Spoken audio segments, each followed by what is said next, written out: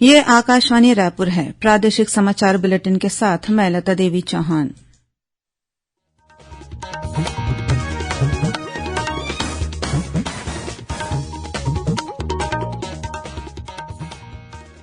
और पेश है आज के मुख्य समाचार। प्रधानमंत्री नरेन्द्र मोदी के जन्मदिन पर आयोजित रक्तदान अमृत महोत्सव के तहत कल देश में एक दिन में सबसे अधिक रक्तदान का विश्व रिकॉर्ड बनाया गया। भेंट मुलाकात कार्यक्रम के तहत मुख्यमंत्री आज बालोद जिले के बलदी और जेवरतला गांव पहुंचे। गुंडरदेही में सब डिवीजनल अधिकारी की पदस्थापना करने सहित विभिन्न घोषणाएं की।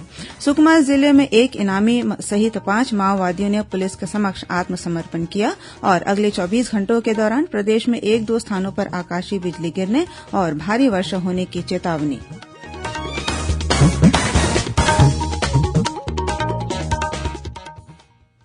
अब समाचार विस्तार से। प्रधानमंत्री नरेन्द्र मोदी के 72वें जन्मदिन पर रक्तदान अमृत महोत्सव के अवसर पर कल देश में एक दिन में सबसे अधिक रक्तदान का नया विश्व रिकॉर्ड बनाया गया।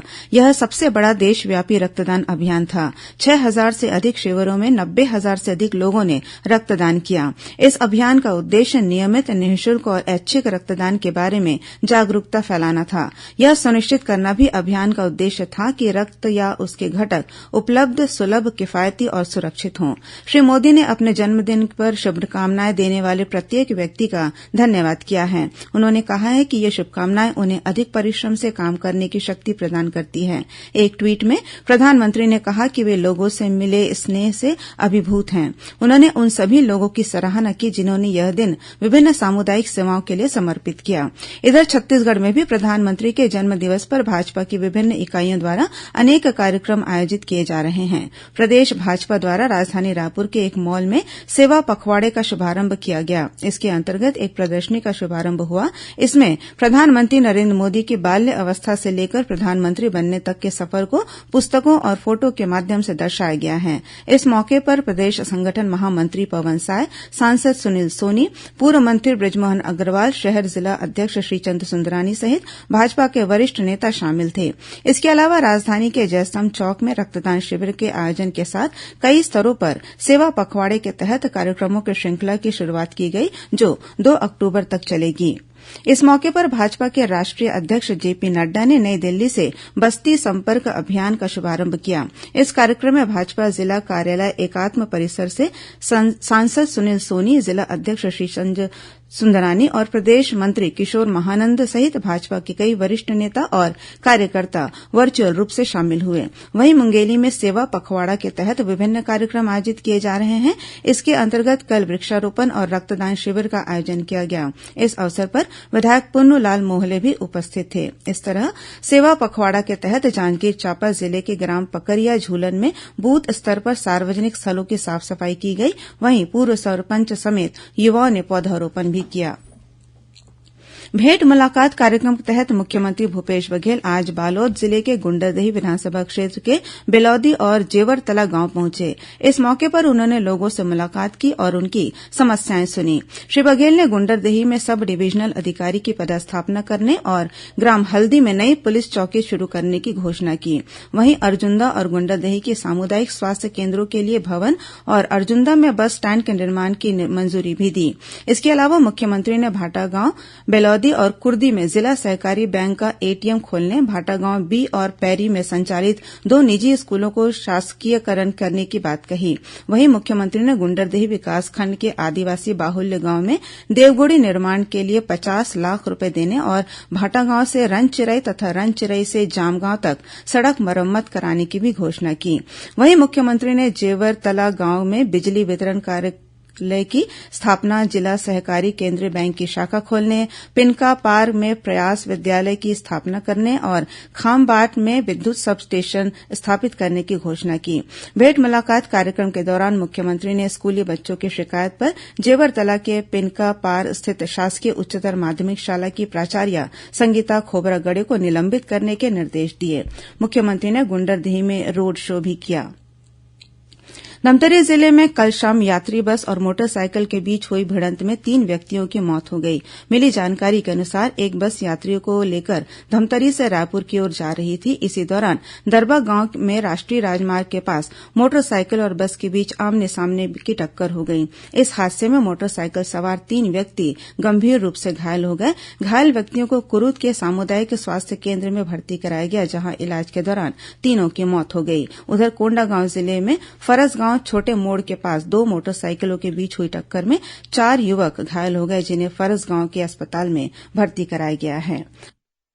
प्रादेशिक समाचार आप आकाशवाणी रायपुर से सुन रहे हैं और अब आगे बढ़ते हैं बाकी के समाचारों की ओर।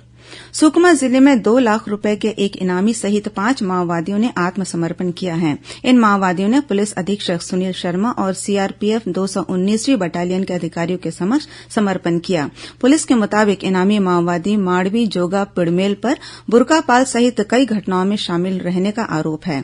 वहीं इसी जिले के पोलमपल्ली के अरलमपल्ली इलाके से सुरक्षा बलों ने आईईडी बरामद की, जिसे जवानों ने मौके पर ही निष्क्रिय कर दिया। सूरजपुर जिले में हाथियों के हमले में एक महिला सहित 2 लोगों की मौत हो गई है। मिली जानकारी के अनुसार 10 हाथियों का एक दल इन दिनों प्रेमनगर और आसपास के इलाकों में विचरण कर रहा है। बीती रात हाथियों का यह दल ग्राम अभयपुर पहुंचा, जहां घर में सो रहे एक व्यक्ति पर हमला कर दिया, जिससे उसकी मौके पर ही मौत हो गई। वहीं आज तड़के हाथियों के दल ने घर में सो रही एक वृद्ध महिला को कुचलकर मार डाला। वन विभाग द्वारा मृतकों के परिजनों को 25-25 हजार रूपये की सहायता राशि प्रदान की गई। पत्र सूचना कार्यालय रायपुर द्वारा अंबिकापुर में कल 19 सितंबर को ग्रामीण पत्रकारिता पर आधारित एक कार्यशाला वार्तालाप का आयोजन किया जाएगा। कार्यशाला में वरिष्ठ पत्रकार और विषय विशेषज्ञ जन कल्याणकारी योजनाओं के प्रभावी प्रसार में ग्रामीण पत्रकारिता की भूमिका विषय पर ग्रामीण क्षेत्र के पत्रकारों और संवाददाताओं से विचार विमर्श करेंगे। इस कार्यशाला को केंद्रीय जनजातीय कार्य राज्य मंत्री रेणुका सिंह भी संबोधित करेंगी। गौरतलब है कि यह कार्यशाला आज आयोजित किया जाना था, लेकिन अपरिहार्य कारणों से इसका आयोजन अब कल किया जाएगा। भारतीय रेलवे द्वारा स्वच्छ रेल स्वच्छ भारत के तहत स्वच्छता अभियान चलाया जा रहा है। इसी कड़ी में आज स्वच्छ मूवमेंट थीम पर दक्षिण पूर्व मध्य रेलवे के बिलासपुर मंडल में साफ सफाई और स्वच्छता अभियान चलाया गया। इसके तहत स्वच्छता जागरूकता साइकिल रैली भी निकाली गई। वहीं स्टेशनों और रेलवे कॉलोनियों में भ्रमण कर लोगों को साफ सफाई और स्वच्छता के लिए प्रेरित किया गया। साथ ही दक्षिण पूर्व मध्य रेलवे के 3 रेल मंडलों बिलासपुर, रायपुर और नागपुर द्वारा रेलवे कॉलोनियों में स्वच्छता रथ निकालकर स्वच्छता का संदेश दिया गया। इस दौरान सभी लोगों से सिंगल यूज प्लास्टिक का उपयोग नहीं करने और घरों से निकलने वाले कचरे का उचित निपटान करने की अपील भी की गई। वहीं स्वच्छ मूवमेंट स्वच्छ रथ की थीम पर रायपुर रेल मंडल में रेलवे सुरक्षा बल के अधिकारियों और कर्मचारियों द्वारा स्वच्छता के प्रति लोगों को जागरूक करने रायपुर में WRS कॉलोनी में अभियान चलाया गया। इस दौरान रेलवे कॉलोनियों में गीले और सूखे कचरे को अलग अलग रखने के लिए लोगों को जागरूक किया गया। साथ ही आवासीय परिसरों और कॉलोनियों को स्वच्छ बनाए रखने के लिए लोगों से अपील की गई। रायपुर रेलवे स्टेशन के पार्सल गोदाम में आज सुबह आग लग गई। इस घटना में पार्सल गोदाम में रखा लाखों रुपए का सामान जलकर खाक हो गया। वहीं स्टेशन के पास स्टैंड पर खड़ी कुछ वाहनों में भी आग लग गई। यह हादसा रायपुर रेलवे स्टेशन के प्लेटफॉर्म नंबर 1 के बाहर बने पार्सल कार्यालय की है। आग लगने की खबर मिलते ही आरपीएफ और जीआरपी के अधिकारी मौके पर पहुंचे और उन्होंने पार्सल कार्यालय के कर्मचारियों से इस घटना की जानकारी ली। दमकल वाहनों की मदद से आग पर काबू पा लिया गया है। और अब पेश है मौसम का हाल। अगले 24 घंटों के दौरान प्रदेश के अनेक स्थानों पर हल्की से मध्यम वर्षा होने अथवा गरज चमक के साथ छींटे पड़ने की संभावना है।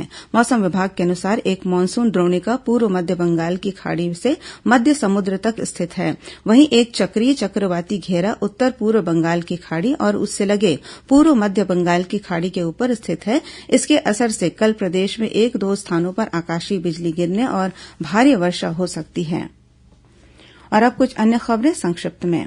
राज्य शासन ने लोक निर्माण विभाग के प्रभारी प्रमुख अभियंता वीके भतपहरी को तत्काल प्रभाव से हटाते हुए अस्थायी रूप से विशेष कर्तव्यस्थ अधिकारी के पद पर पदस्थ किया है। बताया जाता है कि खराब सड़कों के मामले में राज्य सरकार ने अधिकारी के खिलाफ यह कार्रवाई की है। राष्ट्रीय विधिक सेवा प्राधिकरण और छत्तीसगढ़ राज्य विधिक सेवा प्राधिकरण द्वारा रायपुर में सड़क दुर्घटना, मस्तिष्क और रीढ़ की हड्डी में चोट के सुरक्षा उपाय के संबंध में जागरूकता कार्यक्रम का आयोजन किया गया। और धमतरी पुलिस ने संविदा शिक्षक की हत्या के मामले में एक नाबालिग सहित 3 युवकों को गिरफ्तार किया है। पुलिस के मुताबिक इन आरोपियों ने 2 दिन पहले लूटपाट के इरादे से शिक्षक पर हमला कर उसे पुल के नीचे गिरा दिया था। अंत में मुख्य समाचार एक बार फिर। प्रधानमंत्री नरेन्द्र मोदी के जन्मदिन पर आयोजित रक्तदान अमृत महोत्सव के तहत कल देश में एक दिन में सबसे अधिक रक्तदान का विश्व रिकॉर्ड बनाया गया। भेंट मुलाकात कार्यक्रम के तहत मुख्यमंत्री आज बालोद जिले के बेलौदी और जेवरतला गांव पहुंचे। गुंडरदेही में सब डिविजनल अधिकारी की पदस्थापना करने सहित विभिन्न घोषणाएं की। सुकमा जिले में एक इनामी सहित 5 माओवादियों ने पुलिस के समक्ष आत्मसमर्पण किया। और अगले 24 घंटों के दौरान प्रदेश में 1-2 स्थानों पर आकाशीय बिजली गिरने और भारी वर्षा होने की चेतावनी। इसी के साथ प्रादेशिक समाचार बुलेटिन समाप्त हुआ। नमस्कार।